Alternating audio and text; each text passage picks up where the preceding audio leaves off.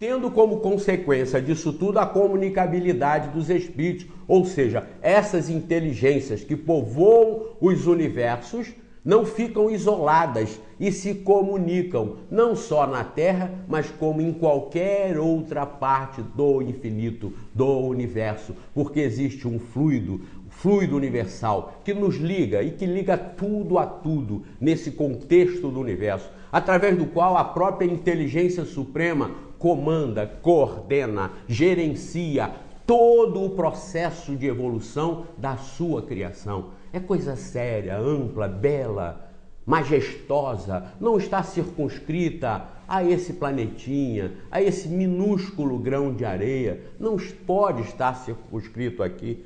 Deus não teria criado um universo inteiro, só esse do qual nós estamos no momento, que é este universo conhecido, que é esta dimensão que nós nos posicionamos hoje, só esse tem em torno de 18 bilhões de anos. A Terra tem 4,5 bilhões de anos. Vamos arredondar para 4, não vai fazer muita diferença, só para efeito de cálculo. Se o universo todo tem 18 e a Terra tem 4, 18 menos 4, sobram 14.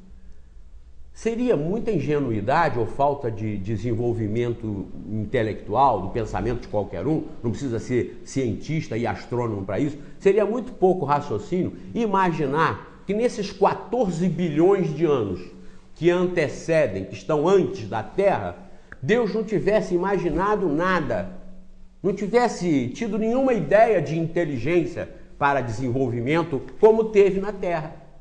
Qual é a lógica disso? Esperar 3 vezes mais da existência do universo e num determinado momento em que surgiu esse grãozinho de areia, o Criador de todo esse infinito ter a grande ideia de nos colocar aqui. O processo não é bem esse, não é esse. A lógica, os fatos, a realidade nos leva, nos induz a concluir que antes da Terra, muitos e muitos outros mundos já estavam no desenvolvimento de processos espirituais, de processos intelectuais, onde espíritos e mais espíritos, como aqui, inteligências e mais inteligências, como aqui, estavam desenvolvendo os seus aperfeiçoamentos. Como o caso de Jesus, quando Jesus aqui veio, ele não foi criado para vir aqui, nem foi Deus que se humanizou. É insensato imaginar isso. Deus se humanizar para vir nesse grão de areia, em todo esse universo infinito gerenciado por Ele, comandado por Ele, para aqui sofrer e morrer e ainda deixar esse grande mau exemplo de injustiça, que seria morrer por nós.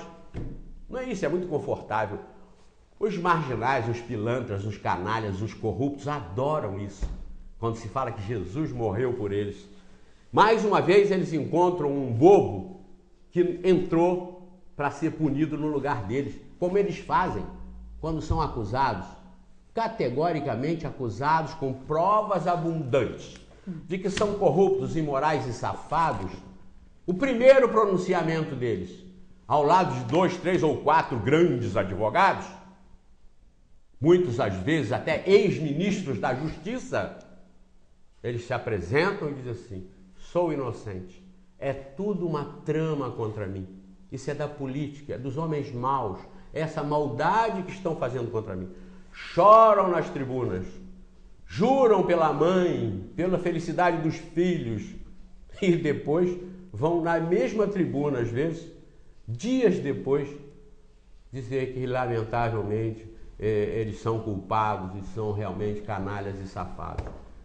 E, às vezes, politicamente falando, o restante da sociedade, em cumplicidade com essas ações, porque também a maioria não é honesta, aplaude e elege de novo as mesmas peças que vão para lá num verdadeiro deboche e assim contra a moralidade, a ética, os bons costumes e aquilo que as religiões deviam estar ensinando, que quem erra vai ser punido e não quem erra vai ter Jesus para salvá-lo. Volto a dizer, esses corruptos, essa maioria esmagadora aí que domina e comanda na corrupção, adora ouvir isso. Isso, qual o benefício que isso traz para a sociedade? Isso que nós estamos vendo aí, a imoralidade predominante, a violência, a guerra, as tragédias, porque Porque todo mundo fica querendo, já com o céu garantido, pela morte do bode expiatório, aqui principalmente no Ocidente, onde predomina o cristianismo, todo mundo garantido com a salvação, ficam muito felizes, contentes e satisfeitos em isso estar acontecendo. A imoralidade, portanto, continua campeando. Foi aquela oração dos corruptos que eu trouxe aqui, que fizeram depois daquele caso de Brasília, do Arruda, depois que roubaram aquilo tudo e foram desmoralizados, foram denunciados e comprovadamente anunciados para o mundo inteiro, fizeram uma oração agradecendo ao Jesus e ainda citando nessa oração que nós sabemos que o Senhor morreu para que o seu sangue nos lave de todos os pecados. Foram coerentes com aquilo que as igrejas ensinam. As igrejas, de modo geral, ensinam isso aí. Pode continuar corrompendo. Por que um corrupto com 20, 30 anos vai deixar de ser corrupto? Você está no meio da idade, está na flor da idade.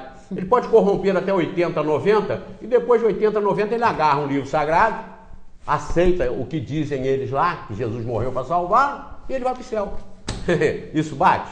Isso fecha com uma inteligência suprema? Isso não fecha com um gerente esperto de uma empresa na Terra? Como é que vai fechar para a sabedoria suprema, a sensatez suprema, a esperteza suprema do Criador? Então nós estamos aqui nos matando, nos corroendo, destruindo tudo isso por conta própria. E vamos sofrer por tudo isso. Todos os detalhes, todos os detalhes. Mas como eu disse no início, temos, e as religiões têm essa responsabilidade de assumir a realidade do que ensinou o Evangelho. Que nós pagaremos pelos nossos erros.